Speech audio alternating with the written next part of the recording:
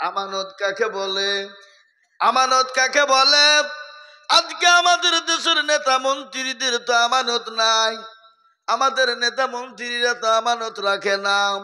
আমাদের দেশের নেতা মন্ত্রীরা গরিবের ঘরকে মেরে খেয়ে নেয়, আছে না নাই? জোরে বলুন, কথা কর না কেন? আমাদের দেশের নেতারা গরিবের মাল আপনার আপনার সরকার ঘর দেয়, তাদের কাছে কাটমানি চাই, বলে টাকা দাও নাইলে ঘর হবে না। গরিবের মালকে লুটপাট করে খেয়ে নেয়।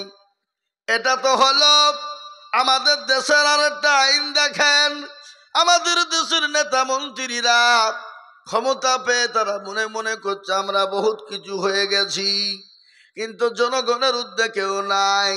জনগণ যদি মনে করে নেতা রাখবো না, ওই নেতার বাপেরও ক্ষমতা নাই, মসনদে থাকতে পারে। ঠিক না? জোরে বলুন, কথা বলেন না কেন? আজকে বলেন মসনদে বসে ক্ষমতা পেয়ে আজকে তারা ওয়াকফ বিলটাকে মুসলমানদের কাছ থেকে কেড়ে নিতে চায়, জমি কেড়ে নিতে চায়, মুসলমানদের মসজিদ মাদ্রাসা মারকাজ খানকাকে বন্ধ করে দিতে চায়। কিন্তু আপনারা জানেন ওয়াকফ সম্পত্তি যদি মুসলমানদের কাছ থেকে চলে যায়, আপনি আপনার আগামীকাল যদি আপনার বাপ মারা যায়, মা মারা যায়, আপনার মাটি কবর খুঁড়ে মাটি দেওয়ার মতন সমর্থ ক্ষমতা নাই। আপনাকে চিঠি লিখতে হবে ডোমকুল থানায়, ডোমকুল থেকে বহরমপুর, বহরমপুর থেকে কলকাতা হাইকোর্টে যাবে, হাইকোর্ট থেকে দিল্লি সুপ্রিম কোর্টে যাবে। সুপ্রিম কোর্ট যদি আপনাকে আইন দেয়, আপনি আপনার বাপকে কবর খুঁড়ে মাটি দিতে পারবেন, নচেত আপনি আপনার বাপকে মাটি দিতে পারবেন না।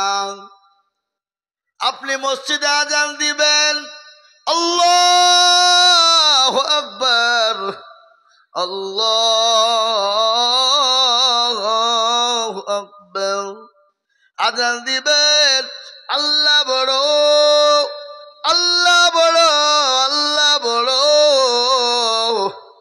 আপনি আজান দিবেন, মসজিদের লাউড স্পিকার বন্ধ করে দিবে, আপনার মাইক বন্ধ করে দিয়ে আপনাকে অ্যারেস্ট করবে, আপনার মসজিদে মাইকে আজান দেওয়া হবে না। তার কারণ আপনারা জানেন ভারতবর্ষের একটা রাজ্যে এই তো কিছুদিন হলো এখনো আইন পাস করেছে, মসজিদে লাউড স্পিকারে আজান দেওয়া যাবে না, মাইক নামিয়ে দিয়েছে।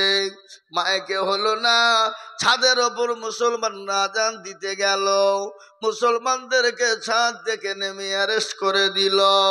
এই যে একজন ইমাম সাহেব সেই দিন আজান দেওয়ার কারণে তাকে তুলে নিয়ে গিয়ে তার উপর 2 লক্ষ টাকা জরিমানা করলো। হ্যাঁ মুসলমান, আজকে ওয়াকফ সম্পত্তিটা যদি কেড়ে নেয়, আজকে মুসলমানদের আজান দিতে পারা যাবে না, মুসলমানদের নামাজ হবে না, মুসলমানদের মসজিদ গুলা তালা মেরে দিবে, মুসলমানদের গোরস্থান গুলা তালা মেরে দিবে, মুসলমানদের ঈদগাহাতে নামাজ পড়তে দেবে না। আমি আপনাদেরকে বলি বাবা, সে নেতা তো আর নেতা নয়, যে নেতা ছিলেন আমিরুল মুমিনিন, খলিফাতুল মুসলিমিন, অর্থ পৃথিবীর খলিফা।